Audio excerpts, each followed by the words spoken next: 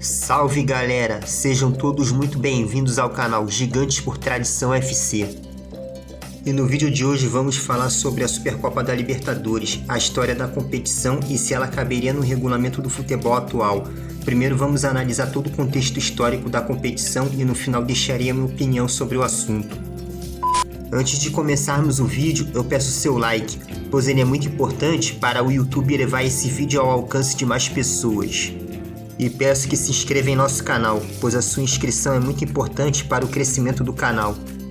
E ative o sino das notificações para a plataforma manter informado sobre os próximos vídeos. E ajude o canal a crescer compartilhando com seu amigo e nos grupos das redes sociais. E agora vamos direto ao assunto de hoje. A Supercopa Sul-Americana, também conhecida como Supercopa João Avelange ou Supercopa Libertadores, foi uma competição da Conmebol que reunia todos os clubes que haviam sido campeões da Copa Libertadores da América. Durante o período em que foi realizada, o campeão da competição disputava o título da Recopa Sul-Americana contra o campeão da Copa Libertadores no ano seguinte, como ocorre atualmente entre os campeões da Libertadores com os campeões da Copa Sul-Americana. A Supercopa da Libertadores era a segunda competição mais importante do continente depois da própria Copa Libertadores da América. A Supercopa da Libertadores foi sucedida pela Copa Mercosul e a Copa Merconorte no ano de 1998, que são competições que iremos abordar nos próximos vídeos. A Conmebol pretendia retornar com a Supercopa em 2020, reunindo 25 campeões que venceram a Copa Libertadores até a edição de 2019, que seria para preencher mais 2 vagas para o Super Mundial de Clubes da FIFA com 24 equipes, que seria disputado na China em 2021. Mas o projeto não se concretizou por conta do calendário e da pandemia do Covid-19, mas o projeto do Super Mundial de Clubes da FIFA ainda pode vir a se concretizar até 2025. A Supercopa da Libertadores foi disputada entre 1988 a 1997, quando depois foi substituída pelas Copas Mercosul e Copa Merconorte, que posteriormente seriam substituídas pela Copa Sul-Americana em 2002.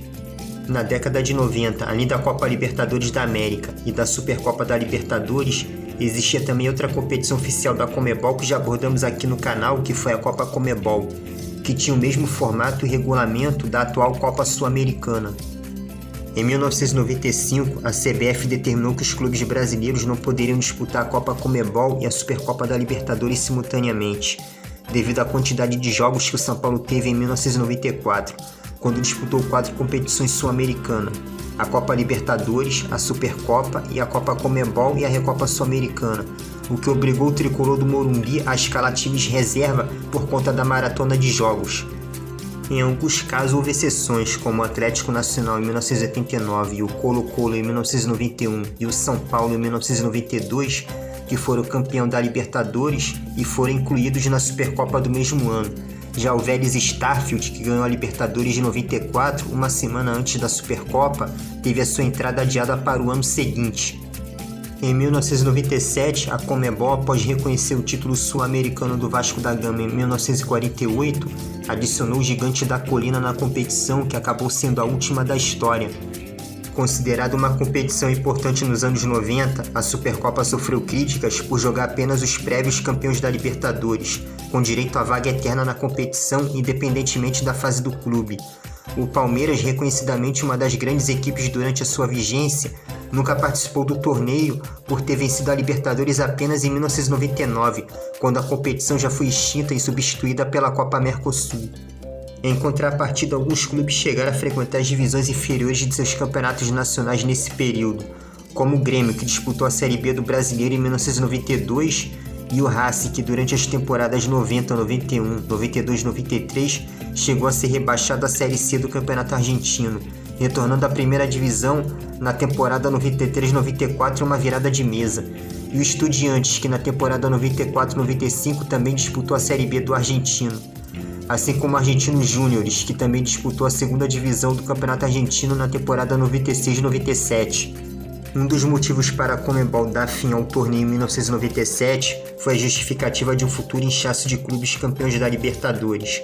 Após a edição de 1997, apesar de alguns clubes terem rejeitado convites para participar de algumas edições anteriores, como o Atlético Nacional em 1990 e 1991 e sempre havia possibilidade de outras futuras recusas, evitando indiretamente o problema de inchaço de clubes no torneio. Uma medida criada pela Conmebol para diminuir o número de participantes foi a criação de um rebaixamento em 1996, em que o Argentino Júnior foi o primeiro excluído das futuras edições e só voltaria a disputar uma competição se conquistasse a Libertadores novamente. Em 1997, Boca Juniors, Racing e Vélez Sarsfield e o Grêmio foram os afetados pela regra, mas a penalidade nunca foi colocada em prática por ter sido a última edição. Em 2019, o presidente da Conmebol, Alejandro Domingues, afirmou a possibilidade de recriar a Supercopa em 2020, como uma forma de classificação para o Super Mundial de Clubes da FIFA em 2021, com vagas para o campeão e vice da Supercopa. Mas o processo do retorno da Supercopa da Libertadores, que já vinha sofrendo a resistência por parte do calendário, acabou interrompido de vez com o Super Mundial de Clubes da FIFA, que teria 24 clubes, 8 clubes europeus e 6 clubes sul-americanos, e seria na China, mas acabou sendo cancelado por conta dos problemas da pandemia do Covid-19. A primeira edição da história, em 1978, contou com a participação de 13 clubes, que foram campeões da Libertadores até o ano de 1978. O regulamento mata-mata teve início em 10 de fevereiro de 1978 e foi finalizada em 18 de junho de 1978, e a primeira edição foi decidida entre Racing e Cruzeiro. Na primeira partida da final entre Racing e Cruzeiro, vitória do time argentino por 2-1 no Juan Domingo Perón em Avellaneda. Na partida de volta da finalíssima, empate em 1-1 no Mineirão, com o placar agregado em 3-2 para o Racing se torna o primeiro campeão da história da Supercopa da Libertadores em 1988. Seguindo o mesmo regulamento de mata-mata da anterior, a Supercopa da Libertadores de 1979 foi a segunda edição do torneio, que contou com a participação de 13 clubes campeões da Libertadores até 1989. A competição iniciou no dia 3 de outubro de 89 e foi finalizada no dia 29 de novembro de 89, e foi decidida entre dois gigantes argentinos. Na primeira partida da finalíssima em Avellaneda, o Independiente e o Boca Juniors empataram em 0-0. Na partida de volta no La Bombonera em Buenos Aires, novo empate em 0-0 leva a decisão para a disputa de pênaltis. E nas penalidades máximas, o Boca Juniors supera o Independiente por 5-3 e se torna o campeão da segunda edição da Supercopa da Libertadores. A Supercopa da Libertadores de 1990 foi a terceira edição da competição disputada no sistema mata-mata. Teve início no dia 18 de outubro de 1990 e terminou em 11 de janeiro de 1991, e foi decidida entre Olímpia do Paraguai e Nacional do Uruguai. Na primeira partida da finalíssima, um verdadeiro passeio do Olímpia em pleno estádio Centenário em Montevidéu por 3-0, e com um empate em 3-3 na partida final no Defensores del Chaco em Assunção, soma 6-3 no placar agregado a favor do Olímpia, que se torna o campeão da Supercopa da Libertadores de 1990, conquistando o segundo título continental na temporada, somando com a Copa Libertadores da América de 1990, e consequentemente ainda conquistou a Recopa Sul-Americana em 1991. A Supercopa da Libertadores de 1991 foi a quarta edição da competição, que foi disputada em sistema mata-mata e contou com a participação de 14 equipes campeãs da Libertadores até o ano de 1991. A competição iniciou no dia 1º de outubro de 1991 e foi finalizada no dia 20 de novembro de 1991, e foi decidida entre Cruzeiro e River Plate. A primeira partida da finalíssima foi disputada no Monumental de Nunes em Buenos Aires e foi vencida pelo River Plate por 2-0, mas na partida de volta, no Mineirão, o Cruzeiro consegue reverter o placar e vence por 3-0, somando 3-2 no placar agregado a favor do Cruzeiro. Com esse resultado, o Azulão de Minas Gerais se torna a primeira equipe brasileira a conquistar o título da Supercopa da Libertadores.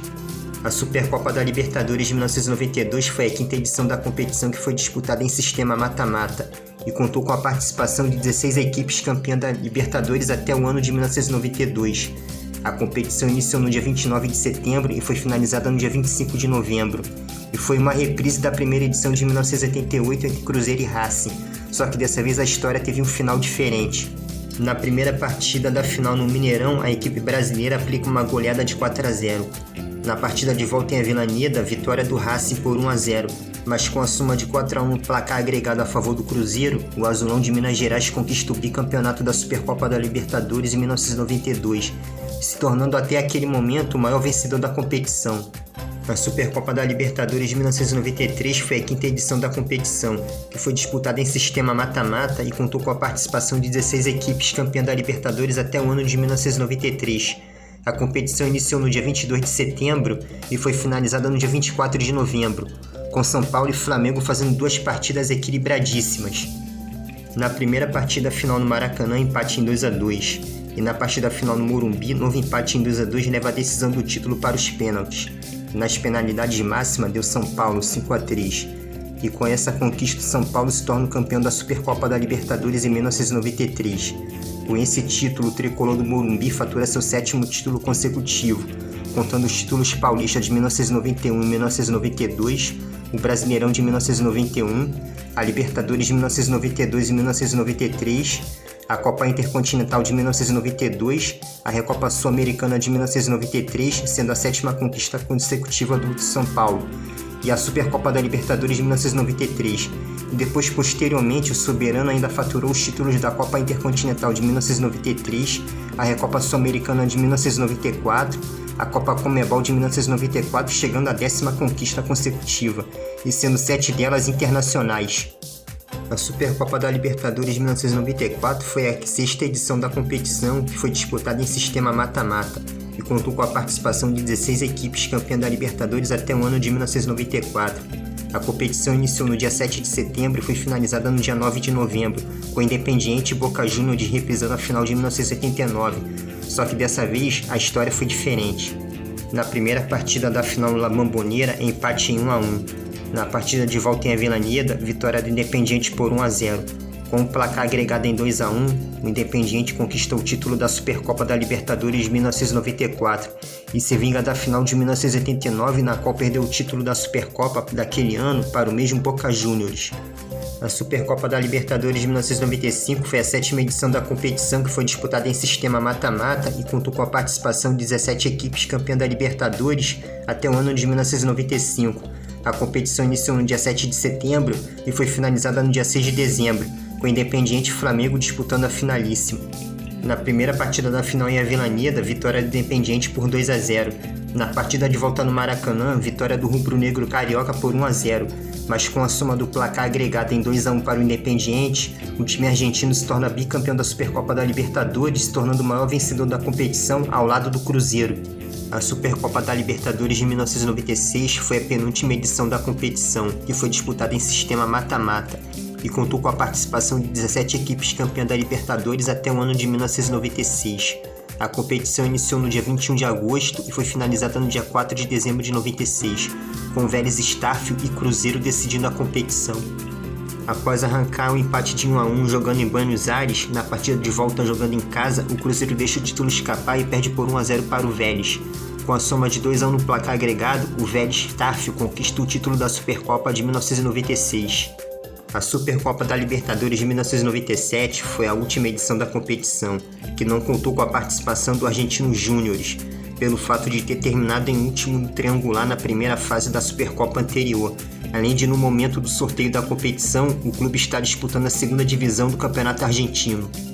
A edição contou com a participação do Vasco da Gama, que teve seu título do Torneio dos Campeões da América do Sul de 1948 reconhecido pela entidade máxima do continente sul-americano.